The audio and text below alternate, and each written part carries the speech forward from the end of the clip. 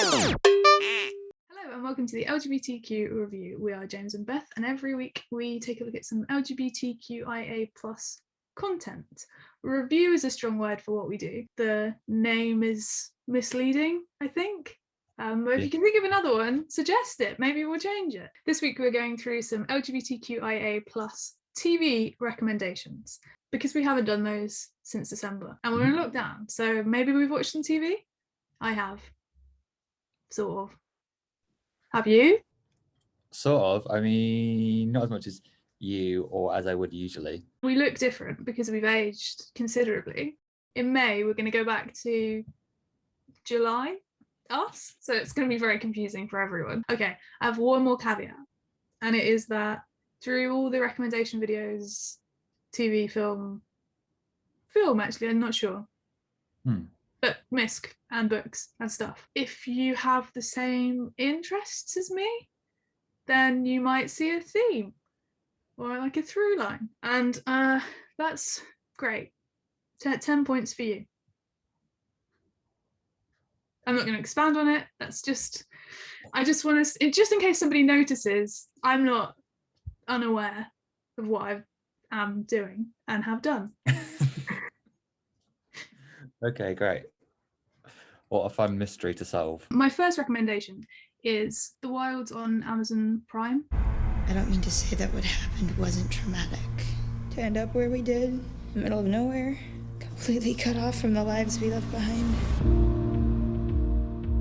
That brings us to the real question, doesn't it? What was so great about the lives we left behind?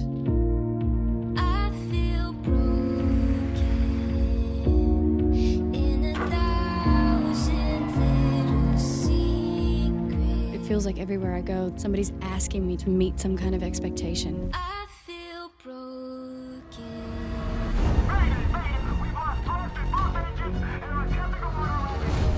We are stuck here. It's the 21st century, okay? They will find us. My life is out there 1,000,000 miles away. There was trauma. But being a teenage girl, that was the real living hell.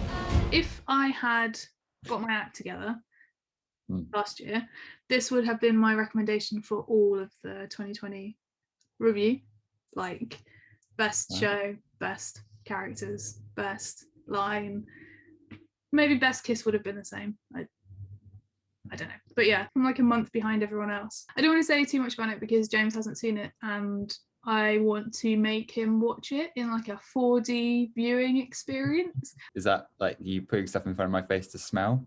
Yeah. Right? I'm going to make you watch that when we're allowed in the same room and platonic intimacy isn't illegal.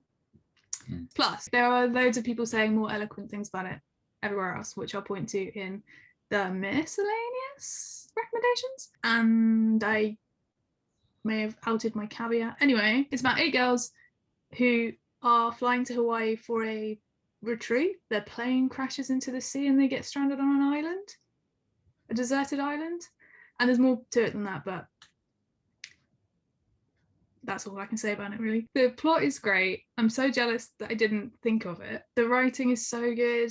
The first episode is like a bit cliche heavy in the narration, but the more you get into it, the more you realize that's characterization and it's actually just like super smart. It's so good. It's about trauma and being a teenage girl. There's all kinds of brilliant representation, which maybe we'll talk more about when you've seen it. It's like full of new actors and also Rachel Griffith.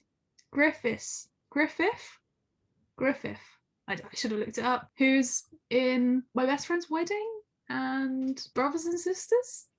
Yeah, she's great. I liked her a lot when I was, I don't know, 12. Is Brothers and Sisters the one that had Ally McBeal lady? Yeah, and Rob Lowe and Sally Fields. Everyone. They just crammed everybody in. We did watch some of that. That was quite good. I do remember. Yeah, that's gay. Watch that.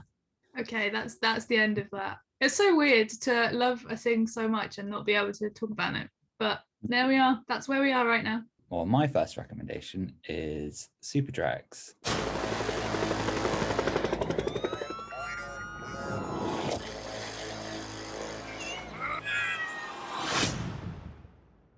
What are we waiting for, girls? Let's save them. Help us! Oh, I can't. I'm afraid of the water. Because it's going to ruin my Kimke contour. I assembled a select group of ladyboys with amazing skills. Let's go, ladies. Which is animation on Netflix, which I think is Brazilian originally. It's from like 2018, and there's one series. I think there's like 5 or 6 episodes. Yeah, and it's just like a really kind of raunchy animation, but it's quite fun. I watched, I think, like just in the background, all of them just in like a day. It's quite nice. It's about 3 drag queens who are superheroes. It's a bit like if like the Powerpuff Girls were like drag queens, and then they just have to like save and protect the LGBTQIA plus community from various things happening. That's great. Yeah, 3 drag superheroes called Scarlet, Lemon, and Sapphire. There's like the villain called Lady Elsa, who's fun. It's all just fun. It's all on Netflix, and it's really good. It's just like quite an easy watch and lovely. And it's also nice just to see LGBTQIA plus people in animation, because that's something that rarely happens. So having it completely focused on that is like, oh wow, that's important and good and lovely. My next recommendation is Dickinson on Apple TV. There is currently 2 series, and it is a comedy period drama about Emily Dickinson, the American author. It's like nothing like any period drama you've ever seen before. Read it when I'm gone. You mean when you're dead? Dude, no, I mean like when I'm in the other room. Oh. It was created by Elena Smith. My mum recommended it to me that I watch it. And then I was like, it was quite good. And then there is a sex scene with one of my top 5 songs ever playing over it. And that was the moment I was like, okay, Mum, this is a good program. Can I guess the song? Yeah, sure. You won't guess it. It's in that playlist actually as well. The most recent one you sent? Yeah, it's easier to sneak in than like Paul Simon because it's not from the 80s. Well, I was going to say The Cure, because I'm sure there's a Cure song in there, but maybe it's not that. I do like that a lot, but that links with the theme of my recommendations. Ooh. Look at you, Poirot. No, I don't think I'm going to get this guess. It's got so many good people in it. It's got Haley Steinfeld, Ella Hunt, who is in. Did I make you watch or talk about Anna and the Apocalypse, the Scottish-based zombie Christmas musical? Because she's in that, and that is a wild ride. It's a wild ride. I think that has like a queer. Well, maybe I'll suggest that at Christmas. Jane Krakowski, who's in The Unbreakable Kimmy Schmidt and other stuff, and also Susan from Friends is there. She's in all my favorite queer stuff at the moment. Not Friends, Special. She's in Special is what I'm saying. This and Special, and they're both great. It's got lots of literary cameos. If like me you are into that kind of thing, it's great. I can't think of any of them off the top of my head, but Mary Louise Alcott is there. She comes to dinner. Like that's the sort of cameo I like as well. What did she write? Little Women.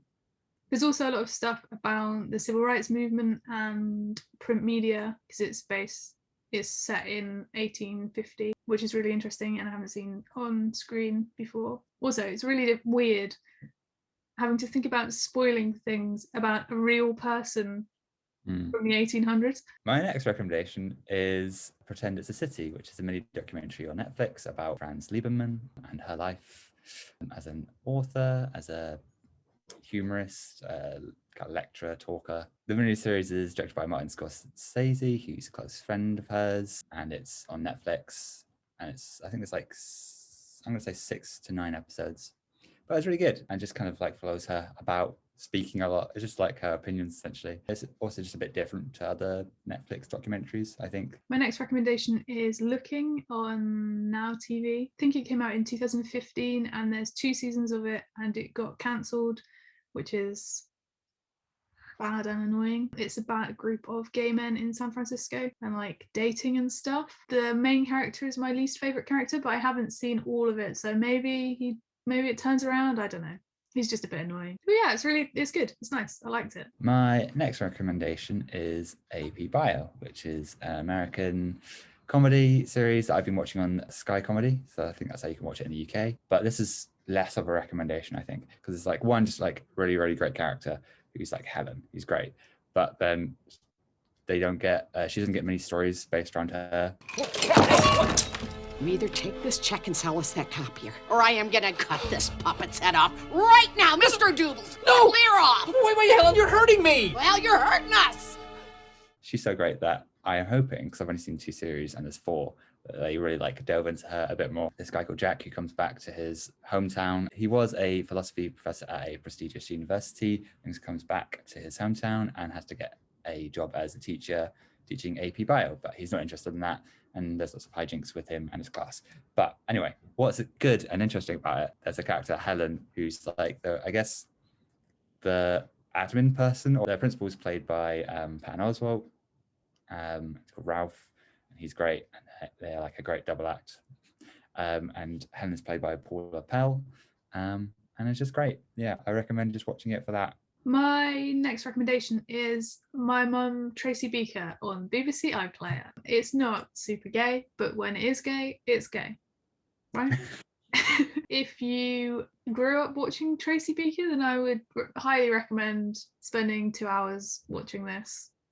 It's lovely. They like do a character justice. They put something right that they did wrong in like section 28 times, which is really great. And it's also just really nice to see like happy working class people on TV from the South.